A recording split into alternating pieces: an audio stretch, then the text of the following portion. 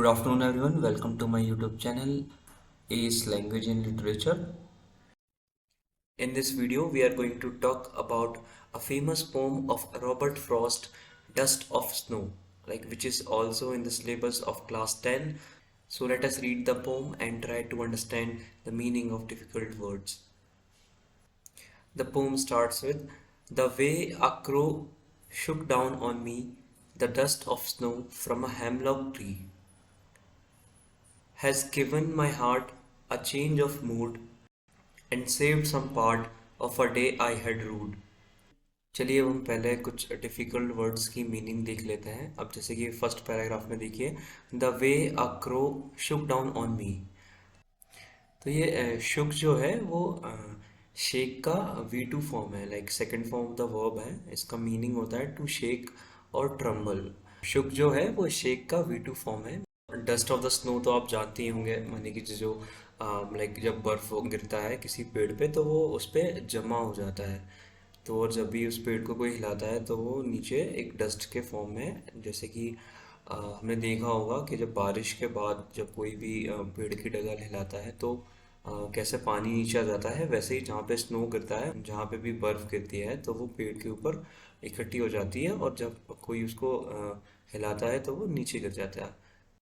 तो hemlock tree एक toll poisonous tree होता है जो कि बहुत जहरीला होता है।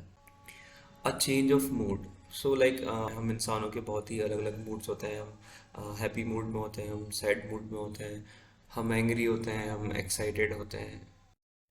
और अब हमारा इसका ये आखिरी वर्ड है rude, R R U E D. इसको हम रूड पढ़ेंगे, इसको रूड नहीं, इसको हम रूड पढ़ेंगे। जैसे हम आर डबल ओ पढ़ते हैं वैसे ही इसको भी पढ़ेंगे रूड। सो ये भी V2 form of the verb है। जो V1 फॉर्म है वो आर यू ई है, रू है, रू, रूड, रूड। तो चलिए अब हम वापस पोम पे आते हैं और इस पोम को समझते हैं। तो इस पोम में जो रॉबर्ट फ्रॉस्ट हैं वो एक हेमलॉक ट्री के नीचे बैठे हुए हैं और जो उस ट्री पे है बर्फ इकट्ठा है। तो होता क्या है वहाँ पे एक क्रो क्रो जो क्रो है, वो कौवा है, वो वहाँ पे बैठा होता है। और वो जैसे ही वो उसकी जो ब्रांचेस हैं पेड़ की, हेमलॉक ट्री की, शेक करता है तो वो किसके ऊपर गिरती हैं, वो आके गिरती हैं रॉबर्ट फ्रॉस्ट पे।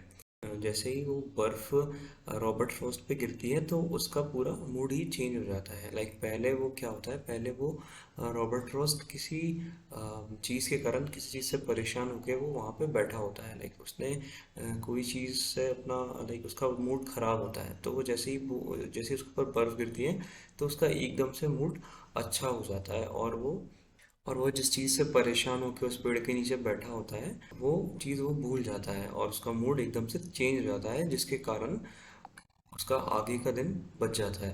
तो ये जो पोम है डस्ट ऑफ स्नो, अब इससे रॉबर्ट फ्रॉस्ट क्या कहना चाहते हैं? रॉबर्ट फ्रॉस्ट कहना चाहते हैं कि जो नेचर है, जो अपना नेचर है उसमें बहुत ही हीलिंग पावर होती है।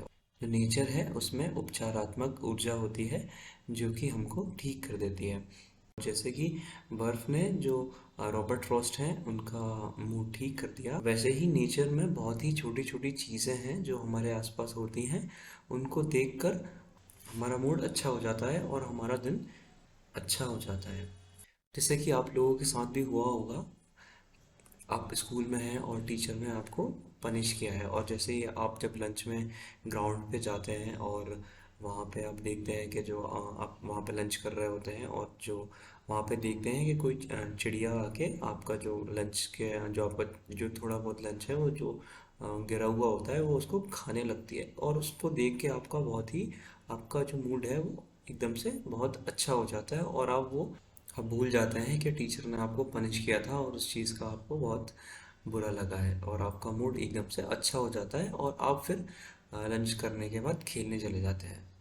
तो मतलब ऐसी बहुत सारी चीज़ें हैं नेचर में जिनमें हीलिंग पावर होती है। और रॉबर्ट फ्रॉस्ट कहना चाहते हैं कि हमको नेचर से सीखना चाहिए।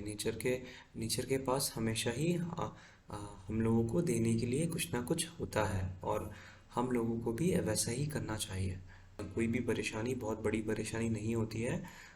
तो नेचर में बहुत सारी ऐसी छोटी छोटी चीज़ें होती हैं जिनको देखकर हमको बहुत ही एक खुशी होती है। जैसे कि बादल हो गए, जैसे शाम के टाइम पे आप आसमान में देखते हो बादल जा रहे होते हैं।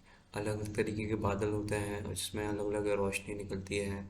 और आप देखते हैं कि आपके आसपास अलग अलग फूल हैं। जब भी आप एक कोई नया फूल देखते हैं तो आपको उसको देख के बहुत खुशी होती है। आप जब भी कोई एक नई चिड़िया देखते हैं, जो कुछ भी ऐसी चीज़ जो आपको खुशी देती है, चीज़ों को देख के हमको बहुत ही खुशी महसूस होती है और हम खुश हो जाते हैं। तो हमको बहुत ही लाइक एक्टिव रहना चाहिए। हमको हमको अपने आसपास जो चीज़ें हैं उन पर ध्यान देना चाहिए और हमको वो सब ऑब्जर्व करना चाहिए। तो अब हम सबको करना क्या है, हमको अपने आसपास का जो नेचर है उसको ऑब्जर्व करना है और हमको ये वो चीज़ें ढूंढनी है जिनको देखकर हमको खुशी होती है। और ताकि जब भी हम किसी बात पे से सैड हों तो हम उन चीज़ों को देखकर अपना मूड ठीक कर सकें, जैसा कि अभी रॉबर्ट फ्रॉस्ट ने हमको बताया है एक एग्जाम्पल के द्वारा। सो आई होप आपको ये पोम और इसका मैसेज पसंद आया होगा। तो अगर आपको ये वीडियो पसंद आया है तो आप इसको लाइक करें और अपने दोस्तों के साथ शेयर करें। और आप कमेंट करके बता सकते हैं कि आपको नेक्स्ट कौन सा वीडियो चाहिए, आप कौन से पोम पे आप वीडियो चाहते हैं।